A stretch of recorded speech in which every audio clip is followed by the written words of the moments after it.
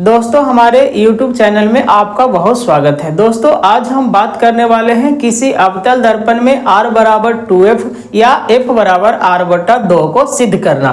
दोस्तों इसके लिए हमने क्या किया, m डैश एक अवतल दर्पण लिए। दोस्तों अवतल दर्पण का जो PC है, PC हमारा हो गया प्रधान अक्ष, प्रधान अक्ष के समानांतर AB हमारा आपतित किरण है जो दर्पण से परावर्तन के बाद फोकस F से होकर जाता है। क्योंकि हम जानते हैं दोस्तों कि प्रधान अक्ष के समानांतर आ रही प्रकाश की किरणें दर्पण से परावर्तन के बाद फोकस से होकर जाती है और P से F तक की जो दूरी होता है उसको फोकस दूरी कहा जाता है। फोकस दूरी को स्मॉल f द्वारा सूचित किया जाता है और PC हमारा वक्रता त्रिज्या होता है, वक्रता त्रिज्या को कैपिटल R द्वारा सूचित किया जाता है। किसी भी चीज को सिद्ध करना होता है तो कुल 4 स्टेपों में सिद्ध किया जाता है, जिसमें पहला स्टेप है दिया है, जो प्रश्न में दिया हुआ रहता है उसे लिखा जाता है। दूसरा स्टेप होता है सिद्ध करना, जो लाना है यानी सिद्ध करके जो हमें दिखाना है उसको लिखना होता है। तीसरा स्टेप यदि प्रश्न के अलावा कोई हम उसमें आकृति में परिवर्तन करते हैं जिसको बनावट के रूप में लिखा जाता है। और चौथा स्टेप होता है दोस्तों प्रमाण, जिसमें हमें सिद्ध करके दिखाना होता है। तो इसमें पहला स्टेप हमने क्या किया, जो प्रश्न में दिया हुआ है, यानी प्रश्न हमें यह दिया हुआ है कि एक अवतल दर्पण ले लीजिए, तो हमने एक अवतल दर्पण m डैश लिया। दोस्तों यहाँ पे मान लिए कि m डैश एक अवतल दर्पण है जिसके प्रधान अक्ष PC के समानांतर AB हमारा आपतित किरण है जो दर्पण से परावर्तन के बाद फोकस F से होकर जाती है और PF बराबर स्मॉल f यानी फोकस दूरी तथा PC बराबर कैपिटल R यानी वक्रता त्रिज्या है। उसके बाद हम दूसरा स्टेप में आते हैं दोस्तों, जिसमें हमें सिद्ध करना है उसको लिखा जाता है। तो सिद्ध करना है R बराबर 2f या f बराबर r/2।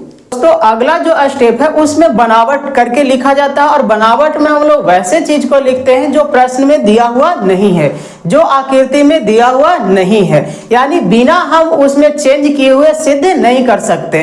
क्योंकि इसमें ना तो हमारा कोई त्रिभुज बन रहा है, ना चतुर्भुज बन रहा है, ना आयत बन रहा है, ना वर्ग बन रहा है। और जब तक हमारा कोई फिक्स आकृति नहीं बनेगा जब तक हम बराबर सिद्ध नहीं कर सकते हैं। तो इसमें हम लोग क्या करते हैं, कुछ ऐसा करते हैं जिससे हमारा कोई फिक्स आकृति का निर्माण हो जाए। इसके लिए हम लोग क्या करते हैं दोस्तों, BC को मिला देते हैं। जब BC को मिला दिए तो BC हमारा अभिलंब हो गया। दोस्तों BC हमारा क्या हो गया, अभिलंब। ये एक अभिलंब, ये आपतित किरण। अब ये दोनों का जो बीच कोण बनता है उसे बोला जाता है आपतन कोण और आपतन कोण को स्मॉल I द्वारा सूचित किया जाता है। ये परावर्तित किरण और ये अभिलंब हो गया, इसके जो बीच कोण बनता है उसे बोला जाता है परावर्तन कोण और परावर्तन कोण को स्मॉल r द्वारा सूचित किया जाता है। इसे बनावट में लिख देते हैं दोस्तों कि अभिलंब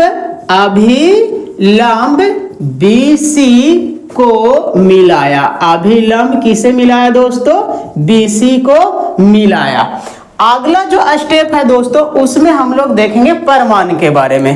दोस्तों अगला जो स्टेप है वो परमान होता है। दोस्तों परमान में हम लोग क्या किए कि ABC एक कोण बन रहा था जो I था, CBF जो कोण बन रहा था वो R था। दोस्तों I हमारा आपतन कोण, R परावर्तन कोण, और परावर्तन का नियम ये कहता है कि आपतन कोण और परावर्तन कोण आपस में बराबर होता है। तो कोण हमारा ABC बराबर कोण CBF ये दोनों आपस में बराबर होगा परावर्तन के नियम से, इसलिए हमारा कोण I बराबर कोण क्या होगा दोस्तों, R होगा। उसके बाद हम बात करते हैं दोस्तों, जब दो समानांतर रेखा को कोई तिर्यक रेखा प्रतिच्छेद करता है तो टोटल 8 कोणों का निर्माण होता है। टोटल कितने कोण बनता है दोस्तों, 8 कोण। अब इसमें कोई एकांतर अंतःकोण होते हैं, कोई एकांतर बाह्य कोण, कोई संगत कोण, कोई शीर्षाभिमुख कोण, कोई हमारा एक ही ओर के अंतःकोण, एक ही ओर के बाह्य कोण, बहुत सारा कोण होता है दोस्तों। इसमें हम लोग को मुख्य रूप से मतलब है एकांतर कोण के बारे में। जैसे हमारा कोण ये वाला कोण 3 और ये वाला कोण हमारा यदि 4 हो तो ये दोनों आपस में क्या होता है दोस्तों, बराबर। या इस प्रकार से यदि हमारा ये वाला कोण यदि 5 हो, ये वाला कोण 6 हो तो ये दोनों आपस में क्या होता है दोस्तों, बराबर होता है। कब, जब ये दो समानांतर रेखा को कोई तिर्यक रेखा प्रतिच्छेद करता है तब। तो यहाँ पे हम लोग देख रहे हैं दोस्तों कि AB समानांतर हमारा PC था, ए बी समानांतर पीसी था और सी बी हमारा एक तिर्यक रेखा है। जब इसको आगे की ओर बढ़ाएंगे तो यहाँ पे क्या करेगा, प्रतिच्छेद करेगा, यानी तिर्यक रेखा है। तो अब हमारा जो कोण ये वाला कोण है और ये वाला कोण है, दोनों आपस में क्या होगा दोस्तों, बराबर, जिसे हम लोग बोलते हैं एकांतर कोण। तो ये कोण आई है तो ये भला भी कोण हमारा क्या होगा दोस्तों, आई हो जाएगा। तो हमने लिख दिया कि ए बी समानांतर पीसी तथा बीसी तिर्यक रेखा है, इसीलिए कोण ए बी सी बराबर कोण सी बी सी एफ होगा, जो हमारा आई के क्या है, बराबर है। और ये कैसे होगा, एकांतर कोण से। उसके बाद जो हमारा त्रिभुज बन रहा है बी सी एफ, तो त्रिभुज बी सी एफ में कोण बी का मान आर है और कोण सी का मान आई है, और आई और आर आपस में क्या होता है दोस्तों, बराबर, जैसा कि यहाँ पे दिखाएं हम लोग। तो आई और आर आपस में बराबर होता है, मतलब ये जो त्रिभुज है इसका दो गो कोण बराबर, और जिस त्रिभुज का दो गो कोण बराबर होता है तो उसकी दो गो भुजा भी आपस में बराबर होगा, और वैसे त्रिभुज को कहा जाता है समद्विबाहु त्रिभुज। तो इस त्रिभुज बी सी एफ में कोण बी आर और कोण सी आई है, इसीलिए हमारा त्रिभुज बी सी एफ कैसा त्रिभुज होगा, समद्विबाहु त्रिभुज होगा, जिसमें जब ये दोनों कोण आपस में बराबर है तो इसको सामने वाला भुजा आपस में बराबर होती है। तो आर के सामने है सी एफ और आई के सामने है बी एफ, यानी हमारा सी एफ बराबर क्या होगा दोस्तों, बी एफ हो जाएगा। बाकी आगे देखते हैं दोस्तों आगे ऐसा मान लिया जाता है कि दर्पण का द्वारक बहुत छोटा है, इसलिए बिंदु B P के काफी नजदीक है, यानी B को P पढ़ सकते हैं, P को B पढ़ सकते हैं। तो दोस्तों हमने यहाँ लिख दिया, माना कि दर्पण का द्वारक बहुत छोटा है इसलिए बिंदु B P के काफी नजदीक है, यानी B को P पढ़ सकते हैं, P को B पढ़ सकते हैं। दोस्तों इसको हमने समीकरण 4 में मान लिया। उसके बाद हमारा जो PC है एक बड़ा डिस्टेंस है, और बड़ा डिस्टेंस में दो गो छोटा दूरियां शामिल है, एक हमारा CF और एक हमारा PF। तो हमने यहाँ लिख दिया दोस्तों PC बराबर PF प्लस CF, यानी बड़ा दूरी में दो गो छोटा दूरी शामिल है, तो ये दोनों छोटा दूरी को जोड़ेंगे तो बड़ा दूरी के बराबर हो जाएगा।